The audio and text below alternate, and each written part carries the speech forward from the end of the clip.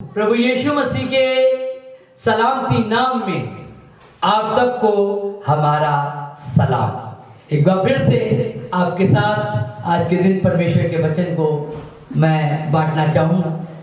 और आज मैं आपको बताऊंगा कि जब परमेश्वर ने इस सृष्टि की रचना करी, आसमान को बनाया, जमीन को बनाया, पेड़ पौधे बनाए, जीव जंतु बनाए और सृष्टि की रचना करी, उसके साथ साथ बाइबल बताती है कि उसने मनुष्य को भी बनाया। उसके हाथों की सृष्टि में चाहे वो आसमान हो, सूर्य हो, तारे हो, चांद हो, जीव जंतु हो, समंदर हो, कुछ भी हो, उसने बोला और वैसा हो गया। लेकिन अगर आप बाइबल को पढ़ें तो आप जानने पाएंगे कि जब उसने मनुष्य को बनाया तो उसने अपनी शक्ल और सूरत में बनाया, अपने स्वरूप में बनाया। एक माटी का पुतला लिया, उसमें अपनी सांसों को फूंका और वह जीवित प्राणी हो गया। बाइबल बताती है कि उसने मनुष्य को अपनी सूरत में बनाया, अपनी छवि में बनाया। जब ये बात हम लोग सोचते हैं कि परमेश्वर ने मनुष्य को अपनी सूरत दी, तो परमेश्वर की कोई आकृति होगी या सूरत होगी। अगर आप बाइबल पढ़ते हैं तो वहां लिखा है कि परमेश्वर तो आत्मा है और परमेश्वर को कोई देख नहीं सकता। तो जब परमेश्वर को कोई देख नहीं सकता तो उसने अपनी सूरत कैसे दी? आपको बता दे, जिस स्वरूप की परमेश्वर बात करता है वो हमारा और आपका कोई चेहरा नहीं, फेस नहीं, बल्कि एक व्यक्तित्व है। परमेश्वर ने अपना व्यक्तित्व हमारे और आपके अंदर डाला और अपनी तरह, अपनी छवि का उसने बनाया। लेकिन आदम ने पाप किया और परमेश्वर की उस छवि को अपने अंदर से खो दिया। धीरे धीरे ये सृष्टि बनती गई, दुनिया में पाप आ चुका था आदम के द्वारा, और इस कारण से संपूर्ण मानव जाति के अंदर आदम का डीएनए होने के कारण हर एक मनुष्य शरीर में पाप का भाग उसके अंदर पाया जाने लगा। लेकिन आज परमेश्वर संपूर्ण मानव जाति से चाहता यह है कि जो रूप परमेश्वर ने अपना मानव जाति को दिया था उसको वो परमेश्वर की इच्छा को पूरी करके, आज्ञाओं का पालन करके उसको वापस ला सके। आप एक बार फिर से परमेश्वर के रूप को पा सकते हैं। आपके जीवन में परमेश्वर का रूप एक बार फिर से आ सकता है। कैसे? ये कैसे संभव होगा? बाइबल बताती है कि अगरचे हम उसकी आज्ञाओं को अपने जीवन में माने और उनका पालन करें तो परमेश्वर का रूप पुनः हमारे अंदर आ सकता है और हम परमेश्वर की पहचान में निकम्मे और निष्फल ना ठहरेंगे।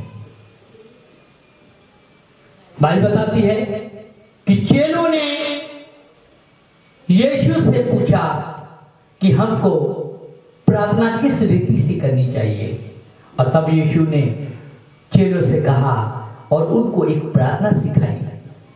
हम मसीह लोग अपने घरों में प्रत्येक दिन शायद उस प्रार्थना को करते हों, और जब उस प्रार्थनाओं को करते हैं आप, तो मैंने उनमें 8 उन भेदों को देखा जिसका आज मैं व्याख्यान करूंगा। और यीशु ने उनको एक प्रार्थना सिखाई, और मैंने भी आपको बताया कि इस प्रार्थना में इतने भेद छुपे हैं जिनको अगर हम समझ जाएं तो हम परमेश्वर की पहचान में बन सकते हैं। और आपको परमेश्वर के वचन में जब आप पढ़ते हैं तो मत्ती की किताब 6 बाब और 5वें से 14 आयत तक में ये प्रार्थना जो उसने चेलों को सिखाई वो मिलेगी।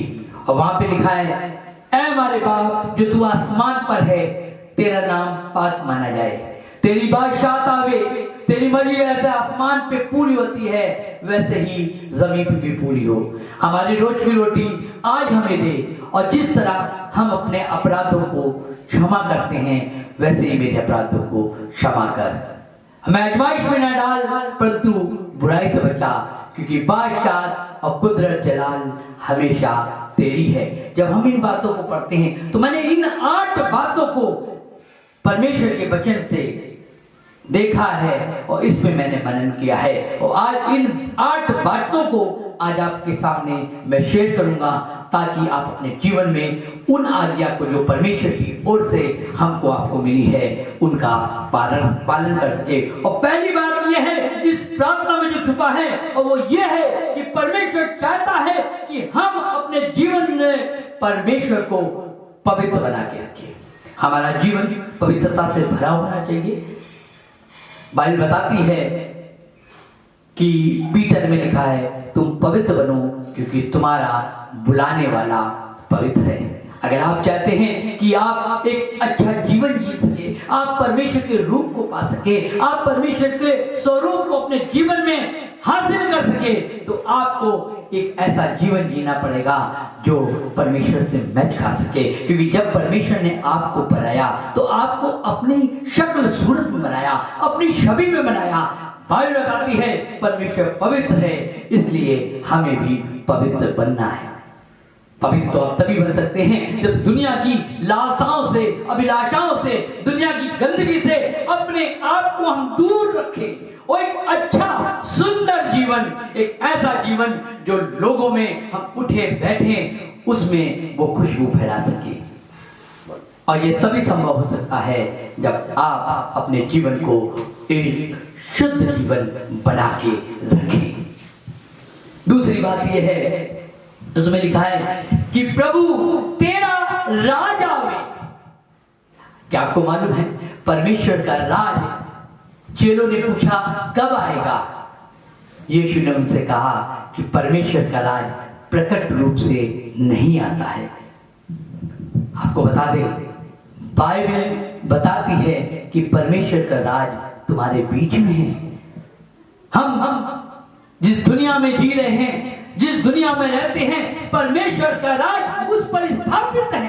परमेश्वर का राज आसमान से लेकर जमीन तक सब पर प्रबल होता है, उसकी आज्ञा का पालन होता है। आकाश के पक्षी उसकी आज्ञा का पालन करते हैं। बाइबल बताती है जीव जंतु, समुद्र में मछली उसकी आज्ञा का पालन करती हैं, हवाएं उसकी आज्ञा का पालन करते हैं, तूफान उसकी आवाज को सुनते हैं। लेकिन अगर परमेश्वर की बात आज्ञा का पालन कहीं नहीं होता है तो वो है मनुष्य का अपना हृदय। परमेश्वर चाहता है कि उसके राज मनुष्य के जीवन में स्थापित हो सके। आप परमेश्वर के वचन को पढ़ते हैं योना की किताब में कि उसने योना से कहा कि तू निनवे को जा, लेकिन परमेश्वर की आज्ञा का उल्लंघन करते हुए वो तर्शीश को जाने लगा। उसने परमेश्वर की आज्ञा का पालन नहीं किया। ये मनुष्य के पास अपना अधिकार है कि मनुष्य परमेश्वर की आज्ञा का पालन करे अथवा नहीं, लेकिन परमेश्वर चाहता है कि जब उसने मनुष्य को बनाया है तो मनुष्य उसकी आज्ञा का पालन करने वाला बन सके। और तभी यहाँ पे लिखा है, इस प्रार्थना में लिखा है कि परमेश्वर तेरा राज आवे। परमेश्वर का राज संपूर्ण पृथ्वी पर है, आसमान पर है, जमीन पर है, पताल पर है। लेकिन अगर परमेश्वर का राज आज कहीं नहीं है तो वो है मनुष्य का हृदय।